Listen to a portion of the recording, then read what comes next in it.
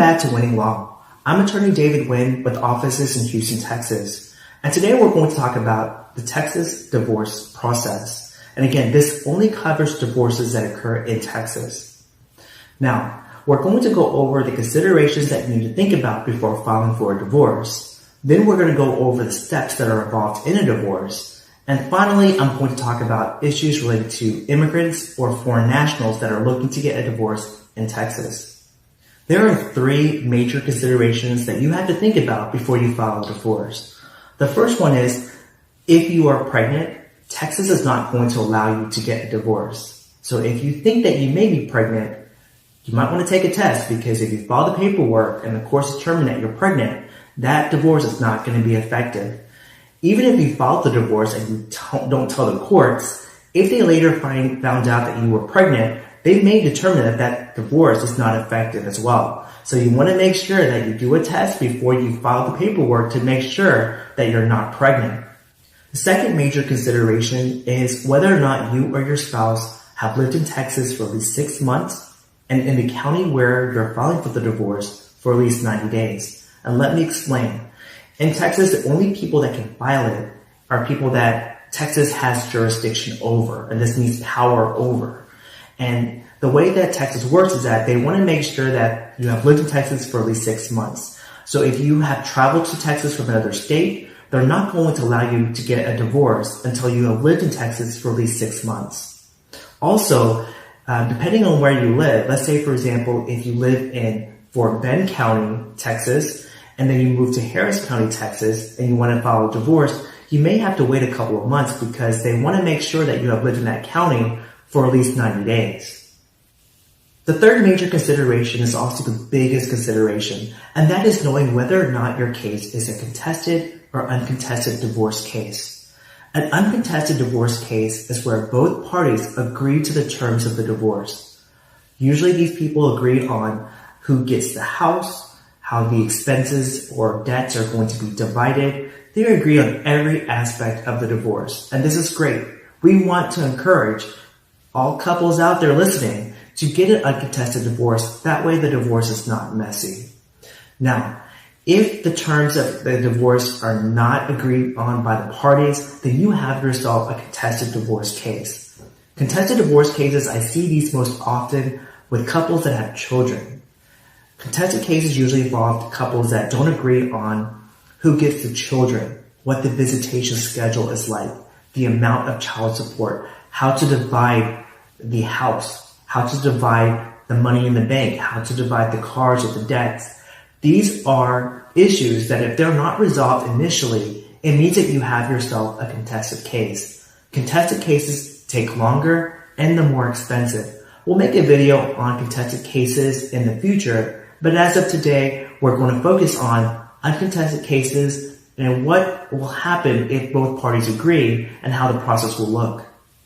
So again, to recap, the major considerations are whether or not one party is pregnant, whether or not Texas has jurisdiction over your case, and third, whether or not your case is contested or uncontested. Now that we've gone over the three major considerations before filing a divorce, let's talk about the steps in getting a divorce in Texas. The first step in getting a divorce in Texas is filing a petition with the court. And a petition is just a document telling the court what your name is, what your spouse's name is, that you're married, and you want a divorce in Texas. In addition to this petition, you're going to pay a filing fee or a government fee to process your application. The next step after filing the petition is that you have to file a waiver. And a waiver is it's a document just telling the court that the other party agrees to the terms and conditions of the divorce. The next step is that you have to wait at least 60 days before you can finalize the divorce. So in Texas, the courts do not want couples to get mad at one another, file a divorce, only to regret it later on. So they have put together a safety mechanism. So the safety mechanism is that you have to wait 60 days after you initially filed it before you can go out to court to finalize it. This is called a cooling off period. There is little you can do to speed up the process. Usually, for the most part, you have to wait those 60 days. So on the 61st day, then you go out to court to finalize the divorce. The final step in getting a divorce in Texas is just simply going out to court to finalize everything. When you go out to court, make sure you bring the final decree of divorce, and this is a document that you'll fill out just stating the final terms and conditions and stipulations related to your divorce. If you have children, this is where you submit the child support related documents. There are a lot of documents when you have children, so make sure that you fill out all the documents correctly and accurately. So if you have all of these documents and you go out to court, the judge is going to go over a couple of questions with you. They're going to ask whether or not you lived in Texas for 6 months before filing, whether or not you lived in the county for at least 90 days before filing. They're going to look over your original petition, your waiver, your final decree, and if all these documents are correct and they're valid, they're going to grant your divorce that day. Now let's summarize the divorce process in Texas. The first step is to file a petition with the court. The second step is to file a waiver with the court. The third step is to wait those 60 days during the cooling off or waiting period. And the fourth step is to go to court to finalize the divorce and submit any other documents necessary for your divorce case. And those are the 4 steps on how to get a divorce in Texas. Now, before we wrap this video up, I want to give a tip to any foreign nationals or any immigrants living in the U.S. that are thinking about getting a divorce. Now, sometimes a divorce will impact your immigration case. So if you're dealing with immigration, whether or not you are a conditional green card holder, whether or not you're currently submitting application to immigration at this time, or whether or not you are thinking about applying for naturalization, the divorce may impact your case. So make sure that when you hire someone that they're knowledgeable in both immigration and family law to handle your divorce. A lot of family attorneys that don't know anything about immigration, they don't see why it's such a big deal, and they'll file your documents very quickly and without thinking about how it can impact your immigration case.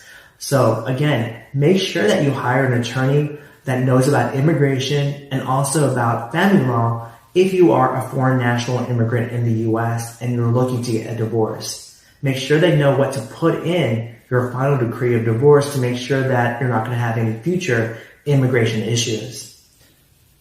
Again, thank you for watching Winning Law. If you found this video helpful, go ahead and click the like button below and let us know.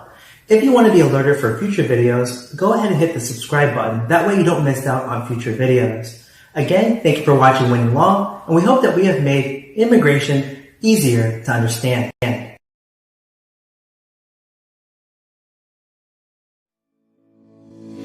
David Nguyen's Law Office, we are here to help you. We bring families together through immigration. And on the other hand, we help you find solutions. All your legal needs in the hands of people who care, who are there for you. We'll take care of your loved ones at the law office of David Nguyen.